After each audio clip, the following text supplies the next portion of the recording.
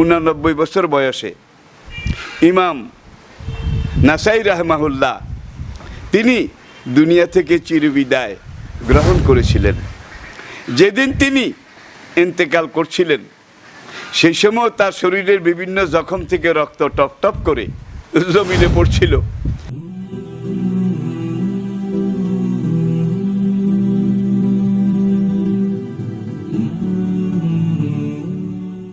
কাছে দেশে বিদেশে যারা আজকে আমাদের এই অনুষ্ঠানের সাথে সম্পৃক্ত, কলা কুশলী আয়োজক, সবার পক্ষ থেকে আপনাদেরকে আহলান সাহলান ঈদ উত্তর শুভেচ্ছা জানিয়ে শুরু করছি আমাদের আজকের নির্ধারিত বিষয়ের উপরে আলোচনা, ইমাম নাসাই রাহমাহুল্লাহ। প্রিয় দর্শক, আসলে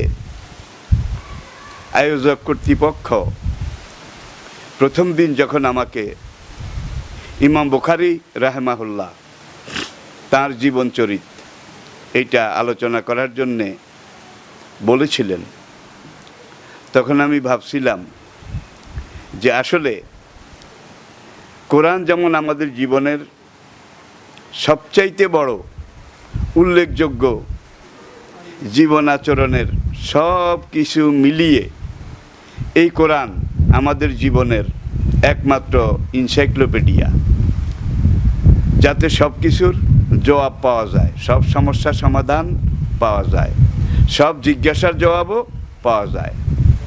কোরআনকে বুঝতে হলে হাদিসের প্রয়োজন। কোরআন আল্লাহর বাণী, লহে মাহফুজ থেকে সরাসরি ওহির মাধ্যমে আগত, আর হাদিস সরকারে দো আলম নবী পাক সাল্লাল্লাহু আলাইহি ওয়াসাল্লামার জবান মোবারক দিয়ে যেটা বের হয়েছে, নবীর চলন বলন কথন সমর্থন, এই চারটা। আর নবী যেটা বলেছেন, যেটা করেছেন, নবীজি যেটা সমর্থন করেছেন, এগুলাও আমরা ওহী হিসাবে গ্রহণ করতে পারি। কোরআনটা ইবারাতুন নাস, ডাইরেক্ট ওহী, আর হাদিসে রাসূল এটা ইনডাইরেক্ট ওহী। এই কথা আমি এই জন্যই বললাম, নবীজিকে আল্লাহ পাক নিজে কোরআনে সার্টিফাই করেছেন, ওমা ইয়ান্তিকু আনিল হাওয়া ইন হুয়া ইল্লা ওয়াহিয়ুন ইউহা। এই নবী নিজের থেকে কোনো কথা বলেন না, আমি তাকে যা বলতে বলি, যেখানে যেভাবে করতে বলি, তিনি হুবহু সেটাই বলেন এবং করেন। তাহলে কোরআন বুঝতে হলে হাদিসের দরকার, হাদিস বুঝতে হলে কোরআনকে দরকার। নবীকে বাদ দিয়ে আমরা এই দুটার একটাও বুঝতে পারবো না। আবার নবীকে জানতে হলে আমাদের হাদিস শাস্ত্র এটা রোমন্থন করা দরকার। শুধু জানলে হবে না, গভীরভাবে পর্যবেক্ষণ এবং নিরীক্ষণ করা খুবই জরুরি। হাদিসের 6 জন ইমাম, সিহাহ সিত্তার 6টি নির্ভরযোগ্য হাদিস গ্রন্থ, যেগুলো যুগে যুগে কালান্তরে দুনিয়ার মানুষকে দিয়েছে আদর্শের প্রেরণা, মহত্বের ধারণা, উচ্চ স্তরের সাধনা। সেই 6 ইমামের একজন ইমাম নাসাই রাহমাহুল্লাহ, তাকে নিয়ে আমরা আমাদের আজকের আলোচনা শুরু করতে যাচ্ছি। আল্লাহ পাক তৌফিক দান করুন। নাম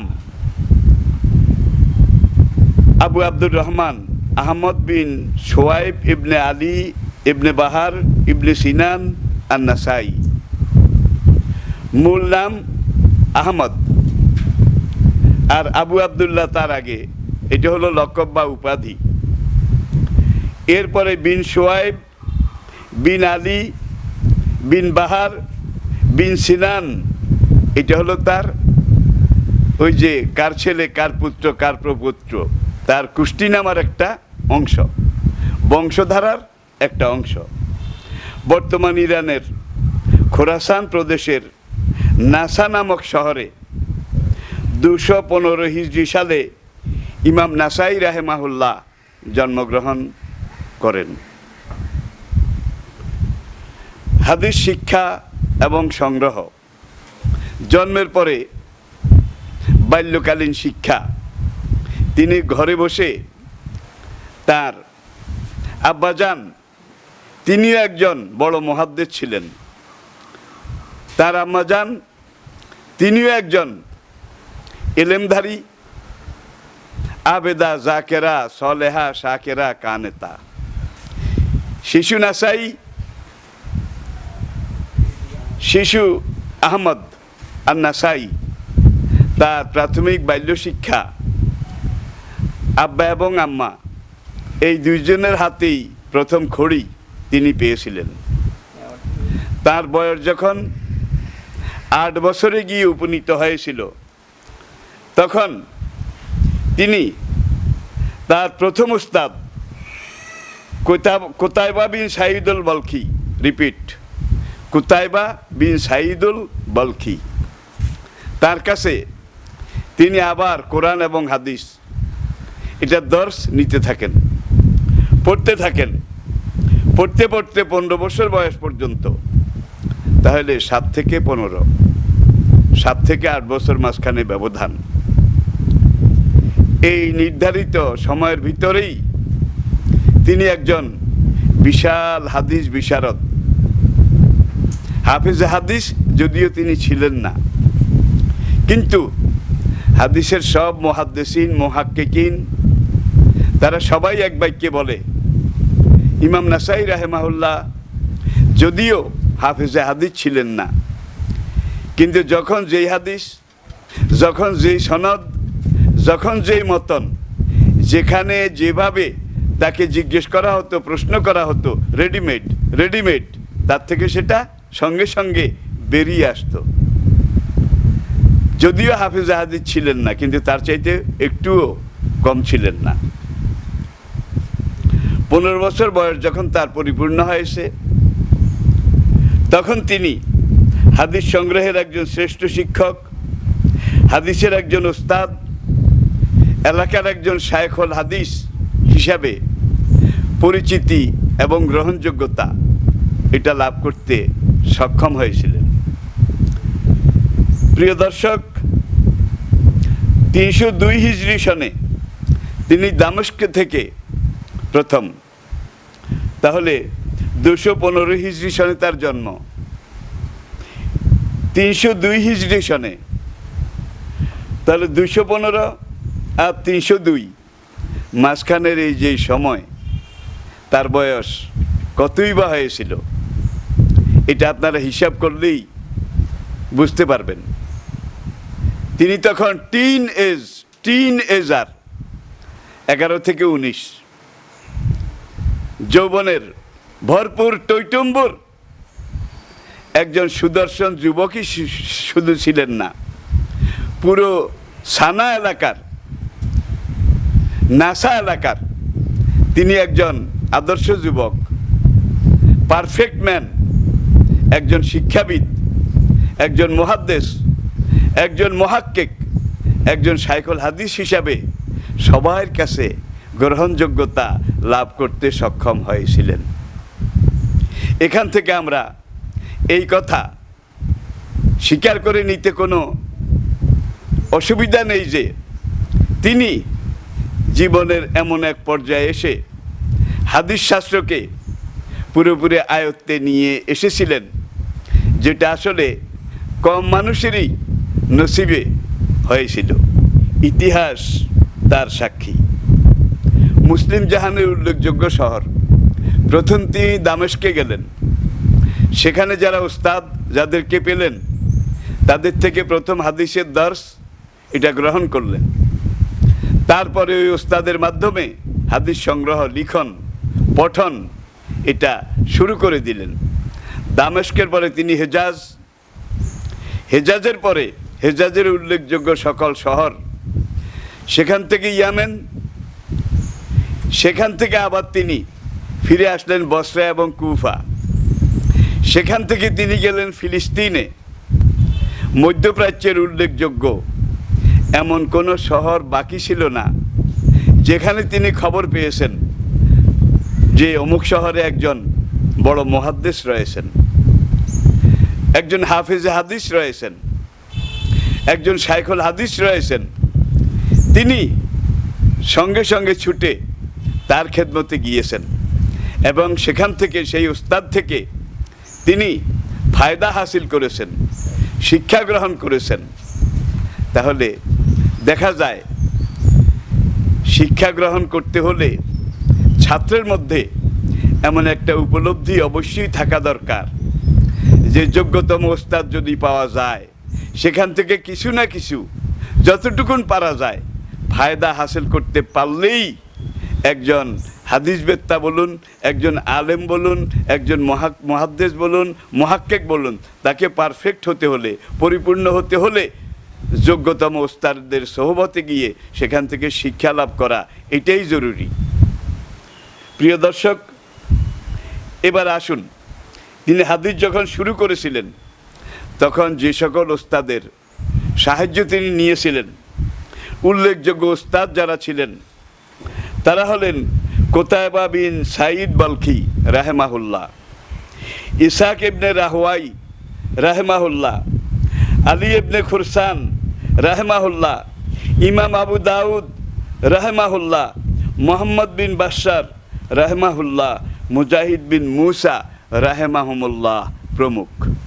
তাহলে এখানে কয়েকজনকে আপনারা শুনেই চিনতে পেরেছেন। ইসহাক ইবনে রাহওয়াই বলেন, ইমাম আবু দাউদ বলেন, ইমাম মুজাহিদ বলেন, এনারা কিন্তু হাদিস শাস্ত্রের এমন এমন গ্রহণযোগ্য ব্যক্তিত্ব যাদেরকে দুনিয়ার সবাই মনে হয় যেন না দেখলেও চিনে, তারা এমনভাবেই পরিচিত। এনারা ছিলেন ইমাম নাসাই রাহেমাহুল্লাহ, তার উস্তাদ। এছাড়াও আরও কিছু আসাতাজা কেরাম, আরও কিছু ওস্তাদের নাম পাওয়া যায়, কিন্তু সেগুলো উল্লেখ করার মতো সময় এখন আমাদের হাতে নেই। তার উল্লেখযোগ্য ছাত্র কারা ছিলেন একবার একটু দেখুন।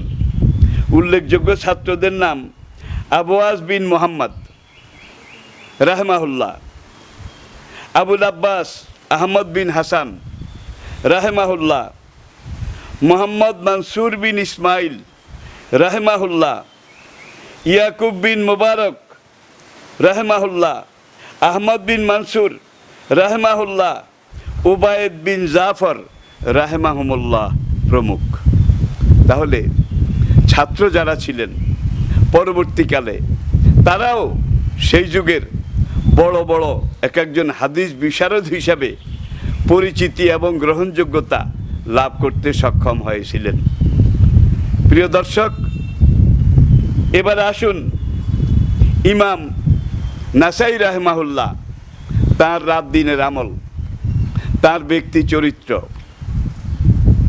তিনি কিভাবে চলতেন, কিভাবে থাকতেন, কি করতেন, সংক্ষেপে আমাকে যদি বলতে হয়, বছরের নিষিদ্ধ 5টা দিন, 2 ঈদের 2 দিন রোজা রাখা নিষেধ, জিলহজের 11, 12, 13 রোজা রাখা নিষেধ। এই 5 দিন বাদ দিয়ে পুরো বছর তিনি রোজা রাখতেন, নফল রোজা পালন করতেন। অধিকাংশ ইমাম হাদিসের 6 ইমাম মনে হয় যেন তারা একজন আরেকজনের সাথে যুক্তি পরামর্শ করে এই আমলটাকে তাদের মধ্যে তারা বাস্তবায়িত করেছিলেন। আল্লাহু আকবার। সারা রাত তিনি তাহাজ্জুদের নামাজ এবং কোরআন তেলাওয়াত করতেন। ফজরের নামাজ সালাত এটা আদায় করে তিনি 1 ঘন্টা থেকে 2 ঘন্টা ঘুমোতেন। 7টা থেকে 8টা উঠে তিনি কিছু নাস্তা করতেন, তারপরে আবার হাদিসের পঠন, লিখন, যাচাই বাছাই, বিশুদ্ধকরণ, এগুলোর কাজে লেগে যেতেন। আবার মাগরিবের সময় যখন এসে যেত, তিনি যখন নিষিদ্ধ দিন ছিল না, তার কারগুজারি যেভাবে ছিল, তখন রোজা থাকলে তিনি ইফতার করতেন। সামান্য ইফতার করে তিনি সলাতে, নামাজে লিপ্ত হয়ে যেতেন। নামাজ পড়তে পড়তে পড়তে পড়তে অনেক সময় রাতের 1/3 এটা কেটে যেত। ঈশার নামাজ পড়ে কোনোদিন তিনি সামান্য খানা খেতেন, কোনোদিন খেতেনও না। এইভাবেই তিনি ফজর পর্যন্ত সারা রাত নিজকে আল্লাহর ইবাদত, আল্লাহর জিকির, কোরআন তেলাওয়াত, হাদিস লিখন পঠন, যাচাই বাছাই, এগুলোর কাজে পুরো রাতটা তিনি অতিবাহিত করতেন। তার চরিত্রের আরেকটা বিশেষ বৈশিষ্ট্য ছিল, তদানীন্তন যারা ক্ষমতাসীন ছিল, বিশেষ করে বনি উমাইয়ার যুগ, যে যুগে এই ইমামরা হাদিস শাস্ত্রে ঝাঁপিয়ে পড়েছিলেন, হাদিসের মহাসমুদ্রে সন্তরণ করেছিলেন, বনি উমাইয়ার যুগ। আমার বলতে দ্বিধা নেই, খেলাফতের পরে রাজতন্ত্র যেই বনি উমিয়া থেকে শুরু হয়েছিল, এই বনি উমিয়ার যুগের এই হাদিসের ইমামগণের অন্যতম একজন ইমাম নাসাই রাহেমাহুল্লাহ, তাকে যখন এই বাগদাদ থেকে বারবার ডাকা হলো, সরকারের ডাক আসলো, তাকে বড় চাকুরি, যেমন সুপ্রিম কোর্টের চিফ জাস্টিস, সরকারের প্রধান উপদেষ্টা, এইভাবে কত রকমের অফার তাকে দেওয়া হয়েছিল। তিনি জবাব দিয়েছিলেন, এগুলো আমার জন্য হারাম। আমি যদি সরকারি পদ গ্রহণ করি তাহলে সরকারের গুণ আমাকে গাইতেই হবে। আমি সরকারের গুণ গাওয়ার জন্য পৃথিবীতে আসি নাই। আমি আমার একমাত্র সরকার আল্লাহ, সে আল্লাহর গুণ আমি গাবো। কিভাবে আমি আল্লাহকে পাবো সেটা আমার নবী আমাকে যেভাবে প্রশিক্ষণ দিয়েছেন, সেই সাগরে সন্তরণ করতে পারলেই আমার জীবনকে আমি সার্থক মনে করব। খোসামদি বা তোষামদি, জি হুজুর, জি হুজুর, এর কাছে ধারেও ইমাম নাসাই রাহেমাহুল্লাহ তিনি কোনোদিন যেতেন না। তিনি সেই যুগের সবচেয়ে বড় মুজাহিদ ছিলেন। আরও অনেক মুহাদ্দিস, মুহাক্কিক, আরও অনেক হাদিস বিশেষজ্ঞ ছিলেন। তাদের মধ্যে একমাত্র একজন সেই যুগের, সেই সময়ের হাদিস বিশেষজ্ঞ যিনি ইমাম নাসাই রাহমাহুল্লাহ। এতগুলো সরকারি পদ, এতবার এত রকমের অফার তিনি দূরে ঠেলে সেগুলো থেকে নিজকে বাঁচিয়ে রেখেছেন।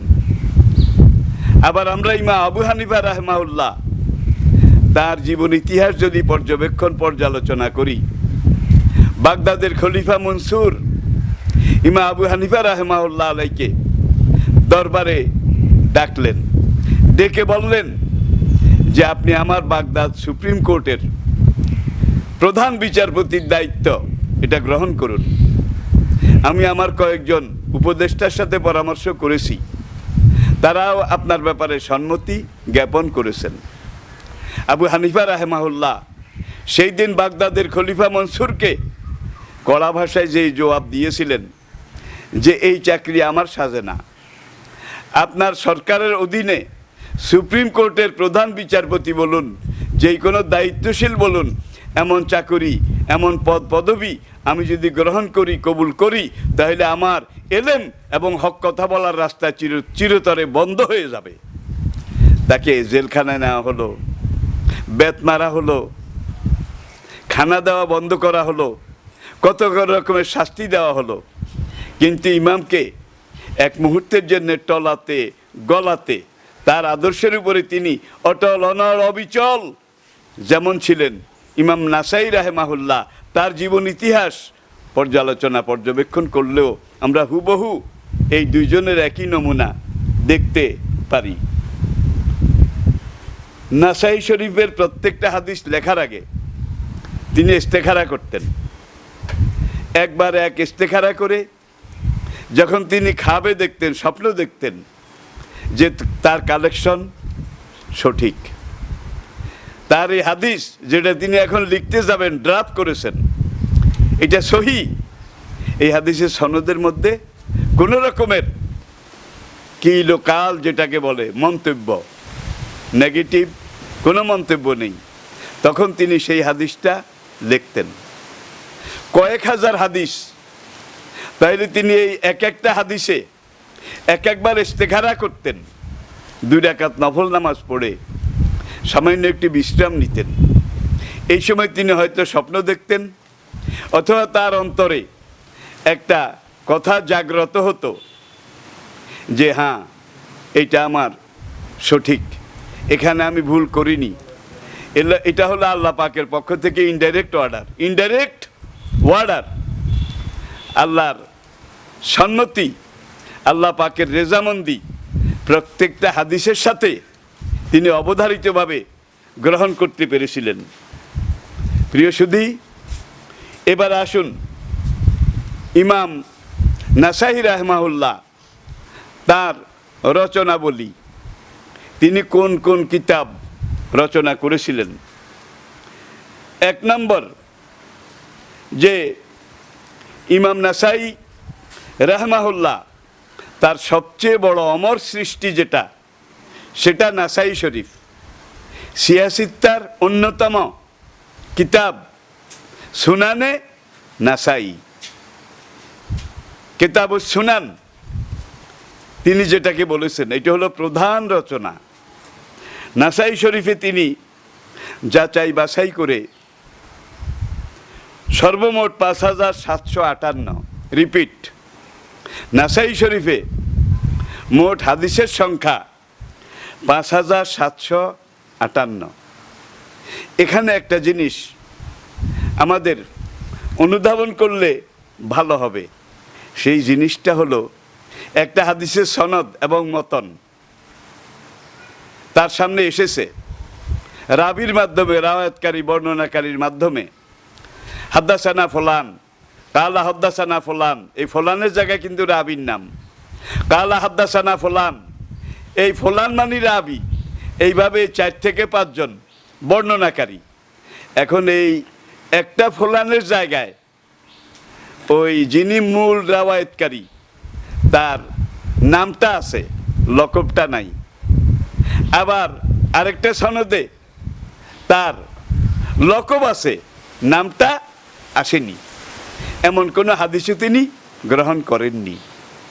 যাচাই বাছাইয়ের যেই কঠিন প্রক্রিয়া, নিজেদের জীবনকে বিলীন করে দিয়ে সারা জীবন এই হাদিসের সমুদ্রে ডুবুরি হিসাবে মণিমুক্তা সংগ্রহ করে করে করে করে, যেগুলা পারফেক্ট, যেগুলো খাঁটি, যেগুলার অস্তিত্বের মধ্যে কোনো রকমের কথাবার্তা মন্তব্য কিছু নেই, এমন এমন হাদিস সিলেক্ট করে করে, এমন এমন হাদিস বাছাই করে করে তিনি এই সহিহ মুসলিমে 5758টা হাদিস সর্বমোট লিখেছেন। তার অন্যান্য আরও কয়েকটা রচনা, যেগুলোর কথা আমি এখন বলছি, আর সুনানুল সুগরা, আর সুনানুল কোবরা, কিতাবু আমালিল ইয়াউম আল লাইল, মুসনাদে আলী ইবনে আবু তালেব, মুসনাদে হাদিসুল জুহরি, কিতাবু ফাজাইলুল কোরআন, গরাইজুল জুহরি, ইমাম জুহরি রাহমাহুল্লাহ আলাই তার চিন্তা ধারণা, ধ্যান ধারণা, তার জীবনচারণ, জীবনচরিত, এটি হলো শেষ কিতাবটা। এই কিতাবগুলোর কয়েকটি বর্তমান বাজারে পাওয়া যায়, বাকি কিতাবগুলো পাণ্ডুলিপি আকারে দীর্ঘ কয়েকশো বছর পর্যন্ত ছিল, কিন্তু বর্তমানে খোঁজ করে সেই পাণ্ডুলিপিগুলার সন্ধানও পাওয়া যায় না। উল্লেখযোগ্য যেগুলো, সেগুলোর নাম আমি এখানে আপনাদের সামনে উল্লেখ করেছি। ইমাম নাসাই রাহিমাহুল্লাহ তিনি এখন এই হাদিস শাস্ত্রের রোমন্থন, হাদিসের মহাসমুদ্রে সাঁতার কাটা ডুবুরি হিসাবে হাদিসের মণিমুক্তা সংগ্রহ করতে করতে যৌবন থেকে শুরু করে তিনি জীবনের শেষ পর্যায়ে বেলাভূমিতে এসে যখন উপনীত হয়েছিলেন, তার জীবনের আরেকটা উল্লেখযোগ্য বৈশিষ্ট্য ছিল তিনি বছরের সময়গুলোকে, প্রত্যেক মাসের সময়গুলোকে এক করে চার্ট করে ভাগ করতেন, যে মাসের এই কতদিন আমি কুফার জামে মসজিদে দরস দেব, মাসের এই বারে আমি সিরিয়ার জামে মসজিদে দরস দেব, মাসের এই তারিখে আমি হেজাজের ইয়ামনের অমুক মসজিদে, বসরার অমুক মসজিদে। এমনকি তিনি এই হাদিস সংগ্রহ, হাদিস শিক্ষা, শিখন, পাঠদান, এটার জন্যে তার পুরা জীবনটাকে, প্রত্যেক পুরা বছরটাকে এইভাবে তিনি বন্টন করে করে হাদিসের নেয়ামত, হাদিসের আবে কাউসার, এগুলো সেদে সেদে বিনা পয়সায়, সব কথার বড় কথা বিনা পয়সায়। আবার কেউ কেউ মনে করতে পারেন এইভাবে অবিশ্রান্ত পরিশ্রম করে তিনি মসজিদে মসজিদে আর বিভিন্ন হাদিসের প্রতিষ্ঠানে, বিভিন্ন দরসগাহে তিনি যে এইভাবে করেছেন বোধহয় কিছু কামাই রোজগারের আশায়। লা হাওলা ওয়ালা কুওয়াতা।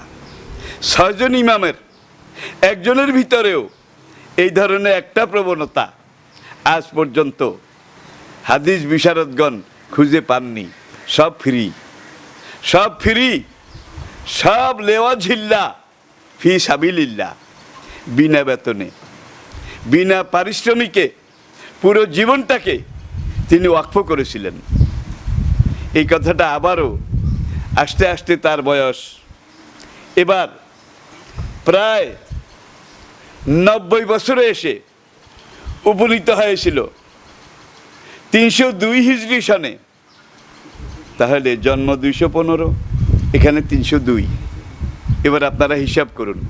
আই রিপিট, জন্ম আর জন্ম 215, আর জীবনের শেষ পর্যায়ে 302 হিজরি সনে আমরা তাকে দেখতে পাচ্ছি।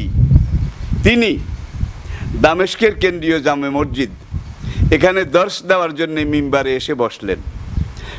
কয়েক হাজার এলেমের পিপাসু সেখানে 6 থেকে 10 দিন পর্যন্ত তার দর্শে অংশগ্রহণ করলো। তিনি দর্শ দিতে থাকলেন, তিনি হাদিস বর্ণনা করতে থাকলেন, তিনি হাদিসের বৈশিষ্ট্য, রাওয়ায়েত, দারায়েত, বর্ণনা, সনদ, মতন এগুলার ব্যাখ্যা করতে থাকলেন। কোনো বিশেষজ্ঞের মতে এক দিনে তার দর্শে 4000 পর্যন্ত ছাত্র অংশগ্রহণ করত। হাদিসের মহামূল্যবান সম্পদ এটাকে আরোহণ করার জন্যে, আহরণ করার জন্যে। একদিন তিনি দর্শ দিচ্ছিলেন, এমন সময় তিনি দেখলেন পাশে একদল লোক একত্রিত হয়ে নবীজি এবং নবীজির পরিবার আহলে বায়েত তাদেরকে গালমন্দ করতেছে যে ফাতেমা এই খারাপ, হাসান হোসেন এই খারাপ, হজরত আলী এই খারাপ। মানে শুধু আহলে বায়েত, হাসান হোসেন, আলী, এই 3 জন তাদের একমাত্র প্রধান টার্গেট। আলীর এই দোষ, হাসান হোসেনের এই দোষ, এই দোষ, এই দোষ, খুলুর দোষ, এটা নিয়ে তারা বলা বলি করছে। ইমামের কানে আওয়াজ আসলো, তিনি মিম্বরে। আর যারা বলা বলি করছিল তারা মসজিদের বারান্দায় সামনে। ইমামের কানে যখন এই আওয়াজগুলো আসলো, আহলে বায়েত, রাসূলের পরিবার পরিজন, আওলাদ, তাদেরকে নিয়ে বনি উমাইয়ারা এইভাবে কূটবাক্য, খারাপ কথা, খারাপ মন্তব্য, তীক্ষ্ণবাণ ছুটছে। ইমামের সহ্য হলো না। তিনি দর্শ বন্ধ করে এক দৌড়ে জনতাকে ডিঙ্গিয়ে মসজিদের বারান্দায় যারা নবী পরিবার আহলে বায়েতকে গালমন্দ করতেছিল সেখানে গিয়ে কঠোর ভাষায় তিনি এটার প্রতিবাদ করা শুরু করলেন। এবং প্রথমবার তিনি বললেন, তোমরা মিথ্যাবাদী, তোমরা মিথ্যাবাদী। হাসানের এই দোষ ছিল না, হোসাইনেরও এই দোষ ছিল না, আলী রাদিয়াল্লাহু তাআলা আনহু তারও এমন কোনো দোষ ছিল না। কোনো হাদিসে নেই, কোনো ইতিহাসে নেই, কোনো কিছুতে নেই। তোমরা মিথ্যা অপবাদ আলীর উপরে দিচ্ছ, মিথ্যা জঘন্য অপবাদ হাসান হোসেনের উপরে দিচ্ছ। তোমাদের এই মিথ্যা অপবাদ এটার বিচার করার ক্ষমতা আমার নেই, কিন্তু আমি আমার রবের কাছে মুনাজাত করি এবং মুনাজাত করব কাল হাসরের ময়দানে। আল্লাহ রাব্বুল আলামিন আহলে বাইত নবী পরিবার, তাদেরকে যে এইভাবে তোমরা অপবাদ অবমাননা করছো, তিরস্কার করছো, গালমন্দ করছো, আল্লাহ যেন এইটার বিচার হাসরের ময়দানে আমাকে দেখার সুযোগ দেন। বলতে যত দেরি, বলার সঙ্গে সঙ্গে বনু উমাইয়াদের ওই উশৃঙ্খল লোকগুলো ধর ধর মার মার এই কথা বলে যখন তার দিকে তেড়ে আসলো, তিনি আবার মিম্বারে ফিরে যাওয়ার চেষ্টা করছিলেন। মিম্বার পর্যন্ত তিনি গিয়ে পৌঁছতে পারেননি। কেউ লাঠি, কেউ ছুরি, কেউ ইট, কেউ পাথর, এগুলা দিয়ে ঘেরাও করে ইমামকে কোপাতে লাগলো, পিটাতে লাগলো। পিটাতে পিটাতে ইমাম, হজরতুল ইমাম মসজিদের ফ্লোরে পড়ে গেলেন। পড়ে যাওয়ার পরেও তাকে পিটালো। বয়স তখন তার 88 বছরেরও বেশি, 89, সুই সুই করছে। এইভাবে বুড়ো ইমাম, বৃদ্ধ ইমাম, সেই যুগের সবচেয়ে বড় শাইখুল হাদিস, তাকে এই দামেস্কের জামে মসজিদে পিটাতে পিটাতে তার নাক দিয়ে রক্ত বের হতে লাগলো, মুখ দিয়ে রক্ত বের হতে লাগলো, সারা শরীর জখমে জর্জরিত।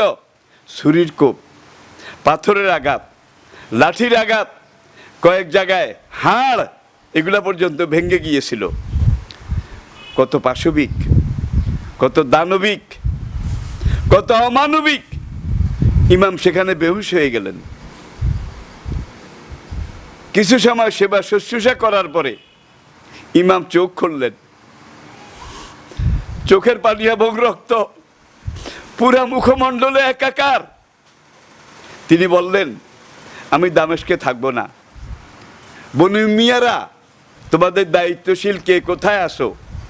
তোমাদের কাছে আমার জীবনের শেষ ওসিয়ত, তোমাদের কাছে আমার জীবনের শেষ নসিহত, তোমাদের কাছে আমার জীবনের শেষ পাওয়া, তোমাদের কাছে আমার জীবনের শেষ অনুরোধ, তোমরা একটু কষ্ট করে, আমি এখন যে অবস্থায় আছি, এখনো নিঃশ্বাস আছে, এখনো মরে যাইনি, তোমরা আমার উপর একটু রহম করো।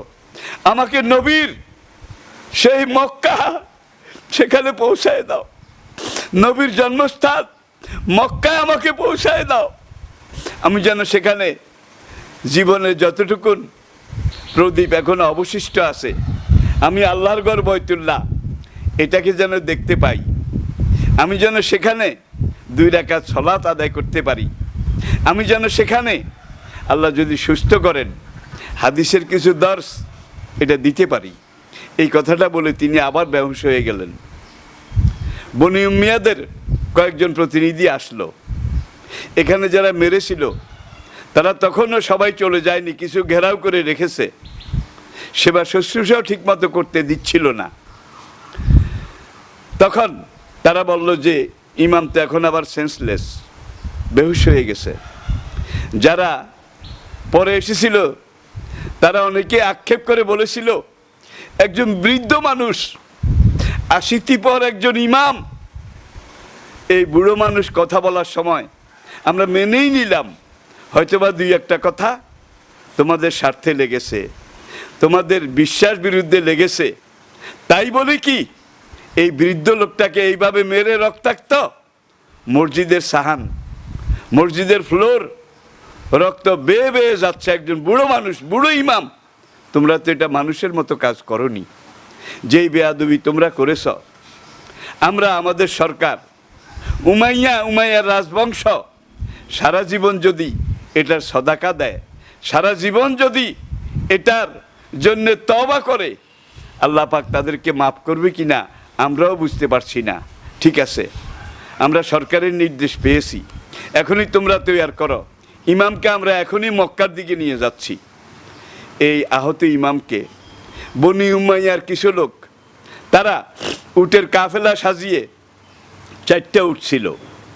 একটা উটে একটা কাঠের আসন, যেটাকে হাওদা বলা হয়, হাওদা, সেখানে আহত ইমাম আর আহত ইমামকে এই সফরের পথে দেখভাল করার জন্যে সেখানে তার একজন শাগরিদ, এই 2 জন একটা উটের পিঠে, আর বাকি 3টা উটের পিঠে সামনে একজন পথ প্রদর্শক, রাহাবর, গাইড, আর পিছনে 2 জন প্রহরী। এইভাবে মক্কাতে নিয়ে আসা হলো।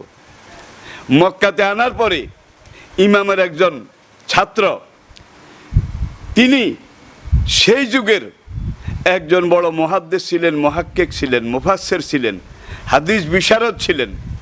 কোনো কোনো বর্ণনা অনুযায়ী তিনি ইমাম আবু দাউদ রাহমাহুল্লাহ আলাইহির ওস্তাদও ছিলেন।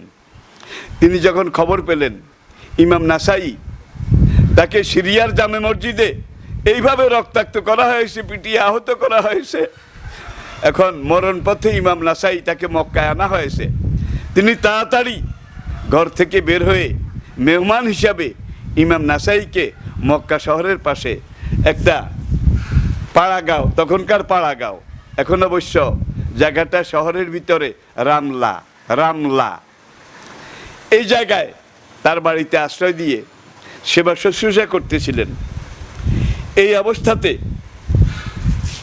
মক্কা শহরের অদূরে রামালা নামক জায়গায় 303 সনে 89 বছর বয়সে ইমাম নাসাই রাহমাহুল্লাহ তিনি দুনিয়া থেকে চিরবিদায় গ্রহণ করেছিলেন।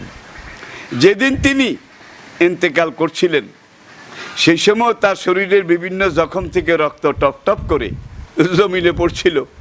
জানি না এই রক্ত আল্লাহ পাকের কাছে কি বলে ফরিয়াদ করেছে, আর যারা বুড়ো ইমামের এই অবস্থা করেছে মসজিদের ভিতরে, আল্লাহ পাক কি বিচার তাদের করবেন, কি বদলা তাদেরকে দেবেন, সেটা আল্লাহ রাব্বুল আলামিন তিনি ভালো জানেন। তাকে সাফা এবং মারোয়া, কাবা শরীফের পূর্ব দিকে সাফা এবং মারোয়া, এই দুইটা পাহাড়ের মাঝখানে একটা জায়গায় এনে এমন জায়গায় দাফন করা হয়েছে যেই জায়গা থেকে তাকালেই কাবাগর দেখা যায়, যেই জায়গা থেকে তাকালে করে কাবার পাশে পূর্ব দিকে সাফা মারোয়ার মাঝখানে তাকে দাফন করা হয়েছে। তিনি সেখানে চিরনিদ্রায় শায়িত রয়েছেন। প্রিয় দর্শক সুধীমণ্ডলী, যেই তথ্যগুলো আমি আপনাদের কাছে দিলাম, এই তথ্যগুলো আমি নিজে হাদিস যা পড়েছি, জেনেছি, বুঝেছি, সেগুলো যেমন আমি আপনাদেরকে দেওয়ার চেষ্টা করেছি, সঙ্গে সঙ্গে আমি উইকিপিডিয়া এটা সাহায্য সহযোগিতা নিয়েছি। বিশেষ করে দারুল কিরাত নিউজ 24.com, রিপিট, দারুল কিরাত নিউজ 24.com, এই চ্যানেলটার আমি সহযোগিতা নিয়েছি। আর কথা বলার পরে বা কারো উক্তি যুক্তি লেখার পরে তাদের স্বীকৃতি দেওয়াটা ভদ্রতার একটা দিক। কিন্তু আজকাল একজনের লেখা হুবহু নকল করে তাফসীর লেখা হয়, কিন্তু কোনখান থেকে আনা হয়েছে এই রেফারেন্স দেওয়া হয় না। এতটুকু হীনমন্যতা, সংকীর্ণতা সাধারণ লোকের মধ্যে হলে চলে, কিন্তু কোনো আলেম ওলামার ভিতরে যদি এই ধরনের সংকীর্ণতা এটা আসে, তাইলে এটা সত্যি দুঃখজনক। আল্লাহ পাক আমাদেরকে বুঝার তৌফিক দিন, আল্লাহ পাক আমাদেরকে সত্যিকার সমঝ দান করুন। মহান রব্বুল আলামিন মেহেরবানি করে আমাদেরকে এই হাদিসের এই ইমাম, আজ পর্যন্ত আমরা বুখারী, মুসলিম, তিরমিজি, নাসাই, চারজনকে আমরা আপনাদের সামনে উপস্থাপন করলাম। আল্লাহ পাক যদি বাঁচিয়ে রাখেন, তৌফিক এনায়েত করেন, তাহলে আগামী 2 সপ্তাহে বাকি 2 জন ইমাম ইবনে মাজাহ এবং আবু দাউদ রাহমাহুমুল্লাহ আলাই, এই 2 জনকে আপনাদের সামনে আমরা পেশ করব ইনশাআল্লাহ। আল্লাহ ছাড়া নেই যে মাবুদ সৃষ্টিকুলের মাঝে, চিরজীবী তিনি সবার ধারক যেন তাজে। আল্লাহ ছাড়া নেই যে মাবুদ।